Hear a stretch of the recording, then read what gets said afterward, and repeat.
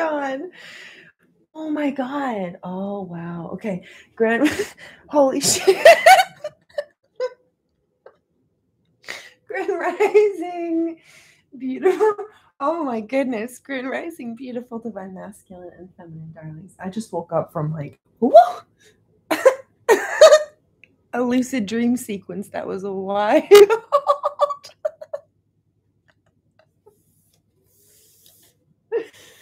Title is relatively self-explanatory. Holy bejesus. Okay, so I had a whole bunch of different little like mini chapter successions of lucid dreams. It was kind of like there was a little incident and then a situation in a place with some people, and then kind of shifted into a different place. And there were different like stages of this dream. It was all the same thing though, but little different chapters, like kind of just minding your business at one point, and then all of a sudden having a karmic trying to literally cut your throat at another, and booting them out, and then also like vacating whatever toxic or upheaval inflicting premises that they were causing chaos in. I even saw straight up like, ooh, she'll be coming around the mountain when she comes. Hi, Tony. Yeah, Tony's like, I'm not going to let them do that to you or anybody else for that matter. Oh, T, I love you. Buddy. Oh, buddy. Yeah, he just gave me a kiss on the crown and a big pat on the back. He gave good hugs. T was very stoic. Like his family was, you know, he didn't have like the loveliest, doviest, softest family. And so he was a Leo, very stoic. And I always tell him like, I love you, T. And the look he would give me, the energy he would give back, the expression, the demeanor, the response, everything about him would say, I love you too, just not his mouth. His actions, his protectiveness, he loved me. It's one of my best friends. He was safe, and if I wasn't really feeling up to, dealing with people or being out on the town, especially here, geez, with all these assholes, he'd be like, oh, come on, I need my wing woman. And he was a safe, solid person, so I knew I could trust him. I knew if also there was a sketchy vibe or there were sketchy people, he was cool. He wouldn't fight about like, no, just one more, let's stay a little bit more kind of a thing. He would be like, yeah, that's cool. The energy's off. Let's find a better place. Let's find a vibier vibe. Yeah, buddy. We were really good travel buddies too. We went on a lot of little road trips, even just day trips, but fun little adventures and find cool little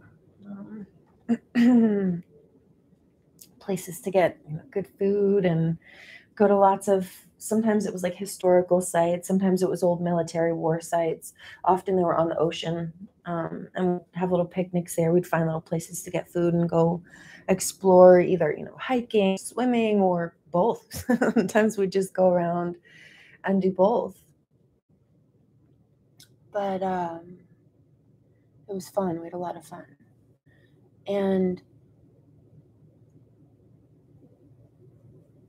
all the years that we were friends, which was like close to 10, actually, no, it's more than that. Turns out, I didn't realize this until later, but he actually taught me in 4th grade and then moved when I was 18, and I ended up being his downstairs neighbor. And then when I moved back to my hometown, when I was having my little one, poor choice to move back to this shithole, but when I will be leaving, hence the travel part of this dream, coming around the mountain, literally going down a highway in the opposite direction of these people, never to look back, literally nothing but the clothes on my back, and I was cool with it. It was getting me out of Dodge, and I knew I didn't belong there anymore. And that's a true story, bro. It's no dragons and shit. Metaphor accepted. But that one turns into a literal translation. Jeez. So, Tony, all these years, right? I moved back, and turns out he's getting ready to open a shop in the hometown I just moved back to. Or he had been in the process of doing so, unbeknownst to me. So the universe kept aligning us, and we've been friends for like a decade or more, minimum. But towards the end, like within the last year before he died, he started saying "I love you" back to me. And his expression was the same, his demeanor was the same, his attitude, his behavior towards me was the same. Like the look on his face was the same, his movements, his gestures, everything was the same. That voiceless, that wordless, that silent response back to me rather, of "I love you," he finally started saying out loud, but everything else was the same. I knew he did. I knew by the way he treated me, by the way he looked at me. I felt it. Love is love, dude.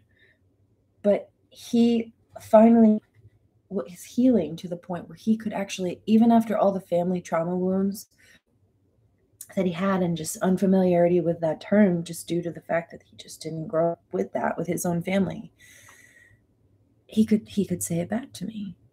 And he did. He told me he loved me. And I knew that.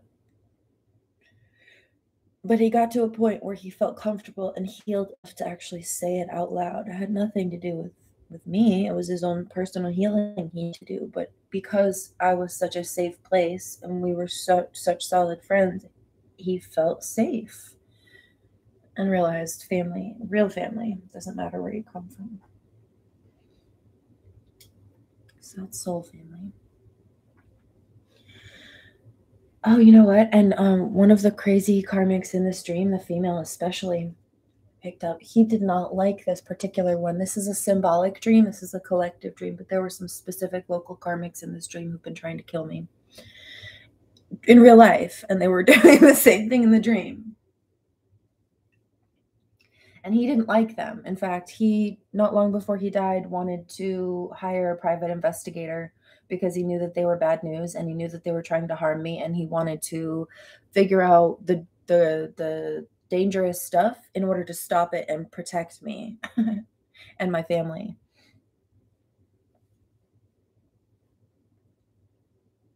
And then died shortly before doing so. 8/22. Actually, if I had to travel to go to deal with, any legal appointments and stuff like that for protection or whatever it was, he often would go with me or drive me there too. He was really helpful. He didn't like this happening, and he didn't like these people trying to hurt me or my family. 8/48, and he still doesn't. He just said ferocious beast. Are you talking about your little lion heart? Or yeah, he says, no, I'm talking about these toxic karmics. Yeah, I bet. King and lion heart. You're the king and I'm the lion heart. He says, you're the queen and I'm the lion heart. My Leo buddy. 9/22. So, 4:44 on this incorrect clock over here, look.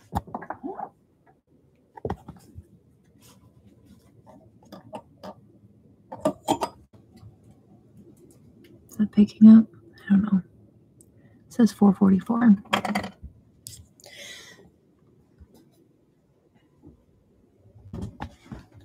So, the main part of this dream, this is why I was laughing.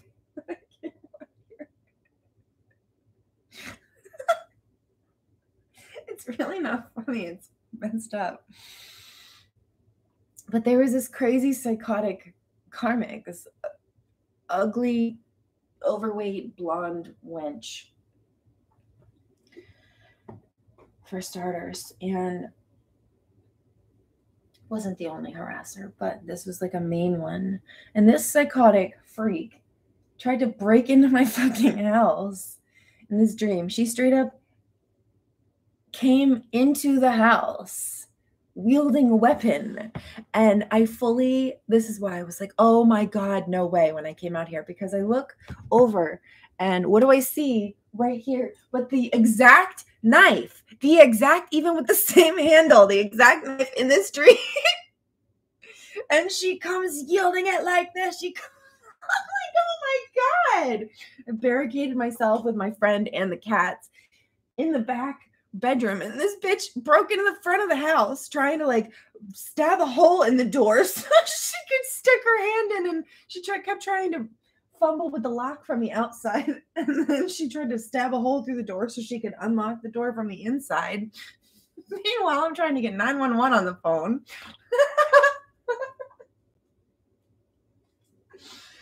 And so all of a sudden, split scene, I have enough of her shit.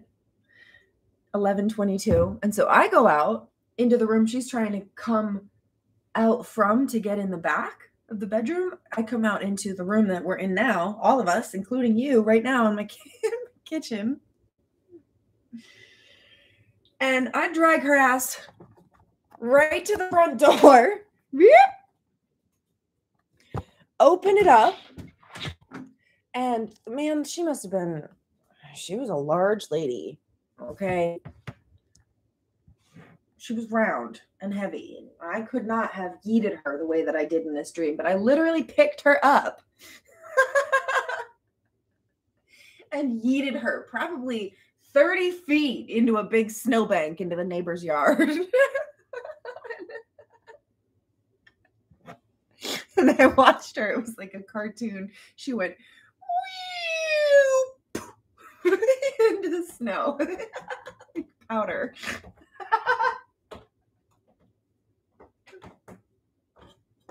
Yeah, I hear Divine Masculine. Oh, that is funny. Yeah, we turned it into a comedy instead of the nightmare that she wanted it to be. So it was pretty gross. And this is a local from Ellsworth. But yeah. and then the psycho bitch, I couldn't see her, but I could feel her trying to plot and like go around, try to find her way either like around the house, trying to plot again, or trying to go into like maybe the neighbor's house, or trying to attack my parents or my family's animals or whatever. So I was looking out the window, getting the police here. Although here's the kicker. There have been some dirty cops and dirty officials here who have not wanted to help protect my family and I, and actually have been working with abusers to hurt us and lie about us. So not all of them, but I can prove the ones that did, and I can prove that they did it easily. Like when people make false statements on paper, but you have video and audio evidence to show that that's not actually what happened, it shows that they lied on the paperwork because it doesn't actually match up with the reality you have documented on video and audio evidence, which is dumb. Why would you do that? You've got to be an idiot to think that people are going to believe your lies on paper when there is proof that you're lying on video and audio files and recordings. You're dumb, because that will be plugged back into the truth, and you will be charged with perjury at minimum, as well as false imprisonment attempts and pain and suffering and whatever bullshit that you did to people. 1422, I hear tampering with investigations, hindering and apprehending prosecutions. Yes. Threatening the life and well-being and peace of other people. Yes. And so when I literally, it was like an angel, dude. It didn't matter how much she weighed. Superpower, superwoman, yeet. Right over. She lost the knife. She dropped it, but I had her fingerprints on it. And when I looked out the front door over here, it was laying right there, and I could see it on the ground. It was specifically this blue-handled knife. Like, this was the knife in my dream. So apparently she stole a knife from my kitchen to try to kill me with. She broke in the front door and you fucking nut job. Very specific. I saw that. but it was outside on the ground. And I'd wrestled it out of her hand before yeeting her out because she did try to kill me with it. But yeah, I did snatch that shit back from her. 1522, just like everything else that she stole or tried to kidnap. 1522. And what I was picking up, she didn't say anything. What I was picking up was she was, or at least I didn't hear her, silenced her mouth in the dream. But the energy coming off of her was, I'm angry that you exposed me. People don't like me. People know I'm a terrible criminal shitbag now. And the lies, the false the false narrative I tried to tell people about you and tried to tell people about me so they wouldn't like you and they'd like me and they would look at you like they used to look at me before I pretended to be like you. Yeah, basically, people know I'm a shitbag because you told the truth about me and I want to kill you for it. That was her energy and I was not having it. People don't believe me and I'm in trouble for trying to hurt you, so I'd like to kill you because you didn't just let me hurt you and get away with it to boost myself up. That was her energy and I wasn't having it. In asleep or awake, on the astral plane or the human waking plane. Fuck off.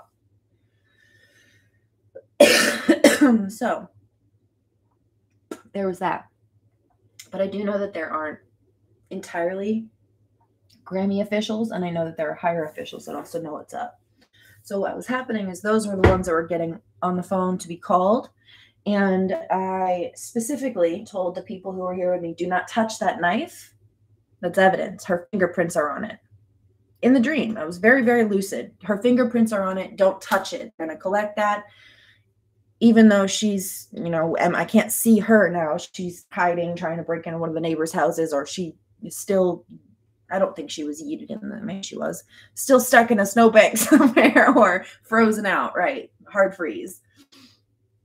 Still caught in her own bullshit. Stuck. Feet planted like cement. Or she's trying to nose around one of the neighbors or something like that, you know, whatever it was. Don't touch that knife. Wait for them to come collect her. Even if she's trying to hide or something, her fingerprints are still on it. There's no fucking way that she's not going to get caught. Her fingerprints are on a knife that she dropped in front of my house after trying to break in and kill me. That bitch is done and she's going to prison. 1746. And it doesn't have to be physical fingerprints, metaphorical fingerprints, spiritual fingerprints. Try to throw spell work at people that bounce back at them. Their dirty, grimy fingerprints, and the victim's blood they try to shed is also on the evidence that they left. And there's no way, it's already been collected. Could also be, like, metaphorically speaking, like if they filed, for example, false paperwork and made false claims on paper, and you have the video and audio evidence to prove that those claims on paper do not match the truth that actually happened, that was documented on the recordings, yeah, that's a fingerprint of their fraud. That's evidence of their fraud. And so they're in trouble for that, no matter which way you spin it, metaphorically speaking or literally. They are fucked and they killed themselves for trying to take you out. Psychotic, though. Look, I still have chives on this one from cooking last night.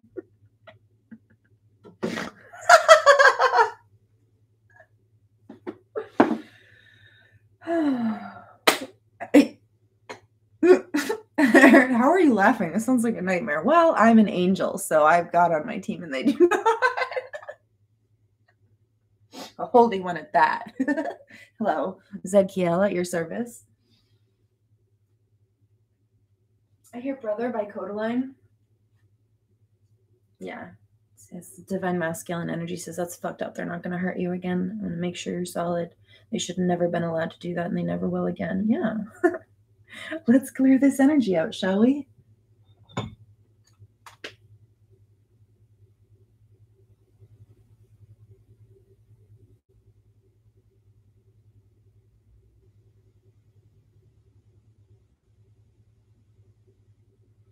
I'm going to play a couple songs. Ooh, geez Louise. Automatic. Automatic reels. Weird. Oh no. Oh no. That's awful.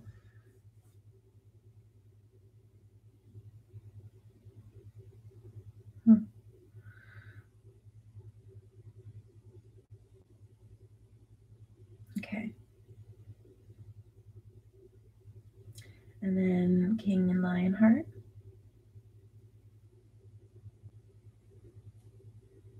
Monsters and Men, it's called. The artist, King and Lionheart.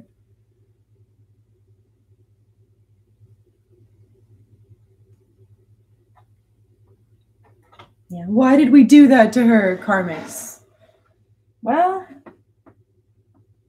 because you thought it was a good idea and you thought you could get away with it and cover your shit up. You did not. That was the other thing.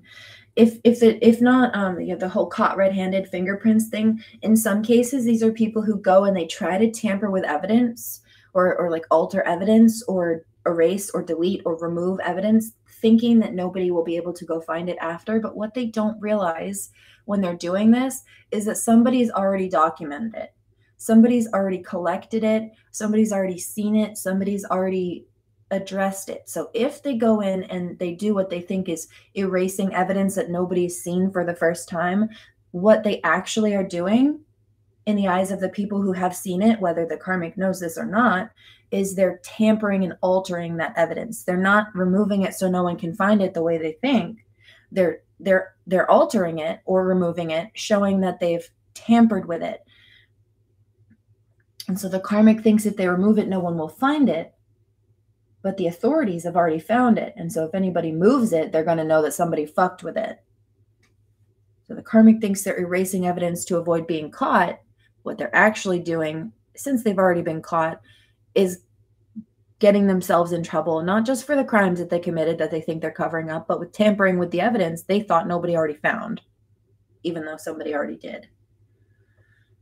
The right person, the right people at that. The authorities, the right authorities, not the grimy ones who want to cover it up, but the ones who'd like to stick them in prison forever at minimum. For starters.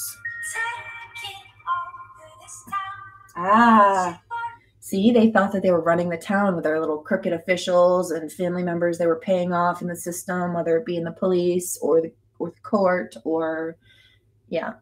I hear greasing palms. Drinking buddies. Some of these people, apparently I'm seeing it, do cocaine together. Oh, look, drinking buddies. Wish you were beer.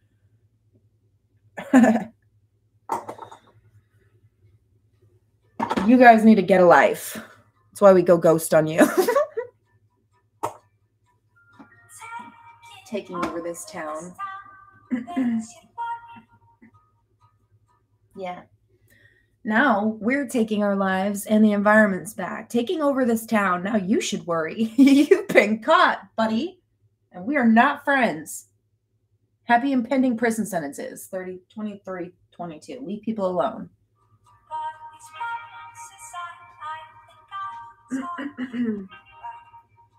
P.S. These are people who've harmed people.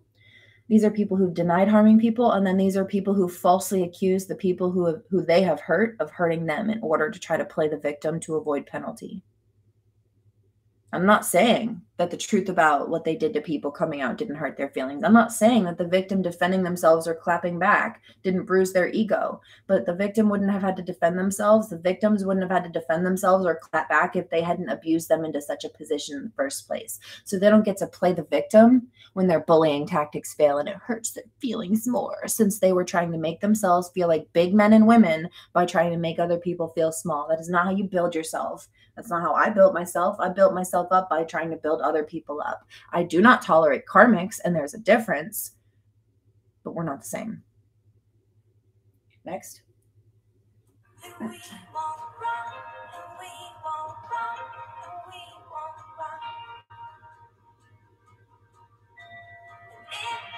Oh, okay, that makes a lot of sense. Okay. She says, we won't run. We're taking over this town. You may not dominate people. We're taking our lives and the truth and righteousness back. It's a big overhaul. And she says, what was it? We won't run. You cannot scare us.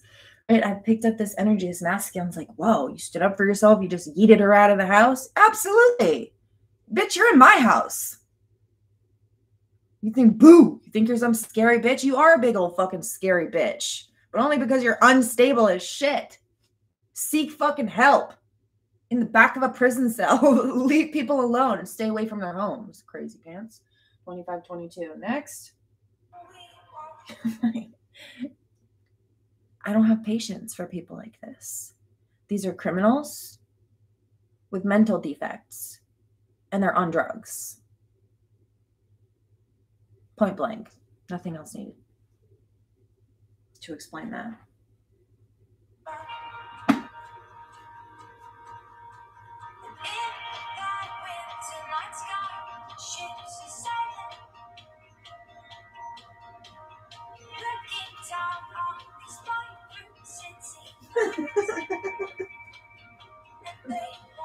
You're in my house, honey.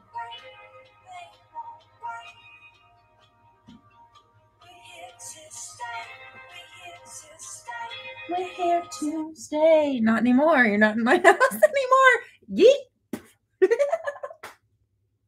26, 22. Booted right out. Right into a cold snowbank.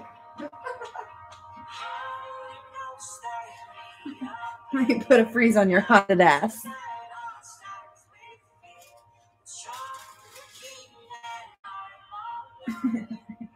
All that forehead, but nothing behind it. Hello? Hello? Anybody home? Just kidding. I know there's not. With your thick, empty skull. Turn the lights out. You're wasting electricity.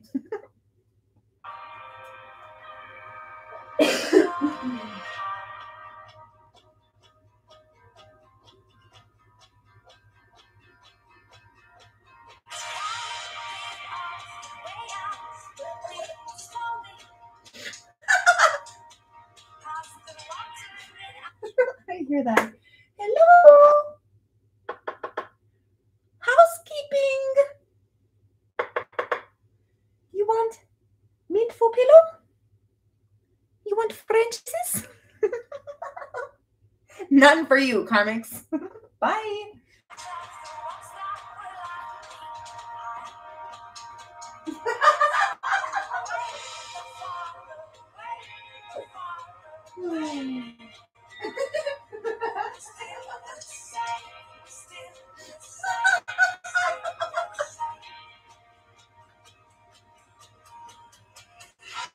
That's hilarious. This karmic. I'm hearing this karmic energy. They're like, oh, Jan, damn it.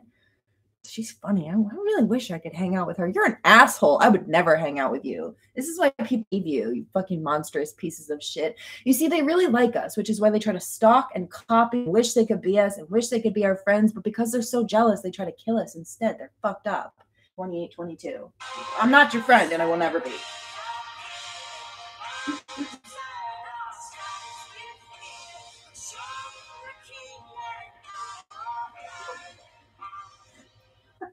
Divine Masculine's like, they do sound crazy. I told you, dude, they're unstable. It's not an insult. It's an actuality.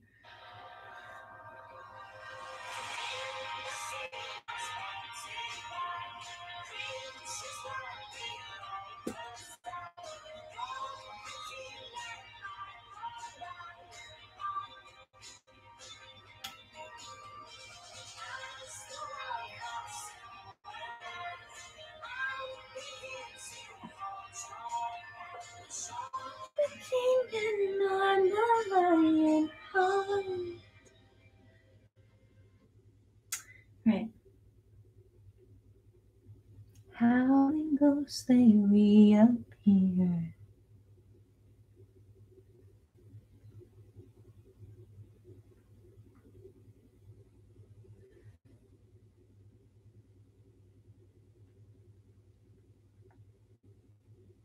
Okay, now this one.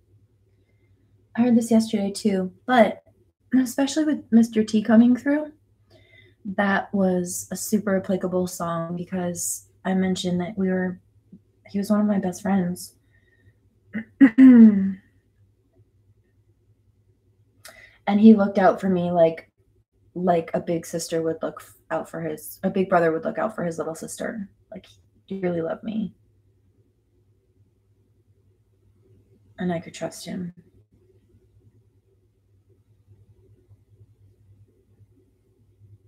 He says, I still love you. I know, T. I really love you too, buddy. I miss you. He says, I'm right here. She says, I know what you mean, though. It's not the same. It's not the same as our road trips. No, because usually I would be, yeah, I'd be passenger princess. He says, no, passenger queen. You're queen and I'm the Lionheart. Oh, gee. Speaking of the gravestone.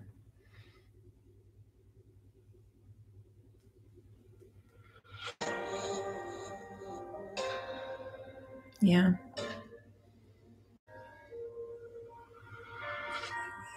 We're the ones in you. Yeah, he says, okay. When we were young, we were the ones. Oh, yeah. Kings and queens, we ruled the world. Yep. Yeah, we ruled the world. We smoke cigarettes with no regrets. Wish I could relive every single word. Yep.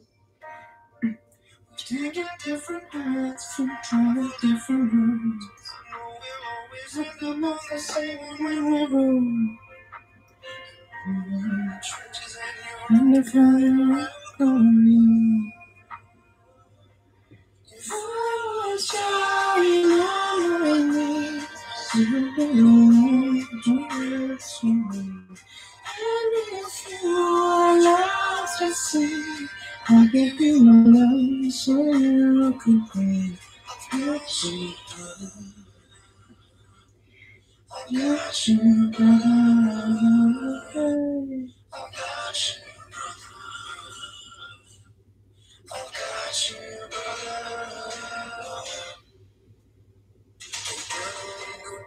Beneath the skin like tattoos.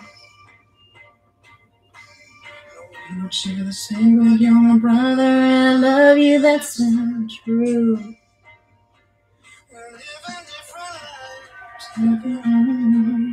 Glad we make it back with all our fingers and our toes. 12 years, 20 years, we'll always be the same. Told you all those years from pre-K, 4th grade. You won't be the one to rescue me. I'll drown in the sea. I'll give you my love so you can breathe. Got you, brother. Got you, brother. In troubled water, you wanna give, you wanna save, carry each other till we say goodbye on our dying day. Yeah, he says that didn't stop us. We're still here supporting each other. He's, in a lot of the things I taught him on the human plane as a medium, like that is that's the same thing with my late husband. Like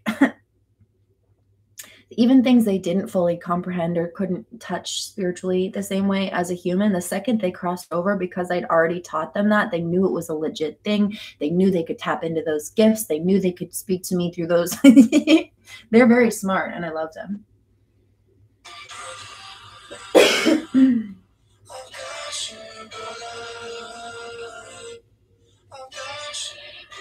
Like, for example, when my late husband was alive in before 2016, I was friends with this medium, and she had the gifts of spiritual smelling and tasting, and I had not developed those yet. I had not opened up to those yet, 3422. But after he died, he started coming to me with that. He started putting his favorite food, our favorite foods, and like I wasn't eating, just didn't have an appetite, and so he would put our favorite foods, like tastes and smells, in my mouth and in my nose so that I would kind of stimulate a craving. He was like passing on a craving to me. It's like, let me eat vicariously through you. Let me help you eat. And at first I just brushed it off like, well, maybe it's just a craving, like I like these things and I miss him. Maybe it's like a nostalgic thing, But then I was driving down the friggin' highway, like a whole hour away from our favorite restaurant, and I started smelling it. I'm like, all right. No, this is not, I'm in the middle of the highway. There's nothing around here. That's not just No, that's something else. 3522. And then a whole nother incident just for extra clarification and confirmation, because he knew I was still questioning it. I don't know. The ultimate skeptic, dude. If you'd have told me God existed, God was God, 10, 15 years ago, I would have laughed in your face. But here we are. Undeniable. God saying I kept you alive. Oh, absolutely. Absolutely. I love you and thank you. Never again. Full, wholehearted, blind faith, belief, trust, devotion. Yeah, he says, that's why you are my daughter. Hello, Zadkiel. I love you. So, thank you.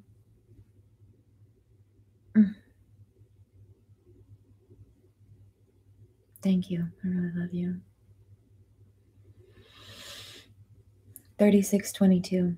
So then he started putting one of his favorite cravings in my mouth, something I did not like. At that point, absolutely zero animal product. Like I would not eat, especially red meat. And so all of a sudden I started getting this weird craving for a cheeseburger. I'm like, what the fuck?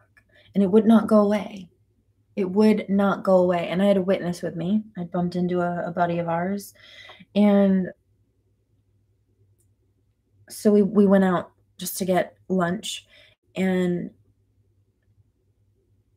I took one bite of this burger and I said, nope, I cannot do it. The craving immediately went away and I was repulsed. It was not my craving. It was his craving. I still had the same repulsion. But he was like, see, babe, it was me the whole time. I see that now. Thank you for helping me. 3722, like he needed to prove a point. Now, my friend did get a whole extra second meal out of it. It did not go to waste, and he was happy. But yeah, that happened. So there was that. Anyway. Got you, brother.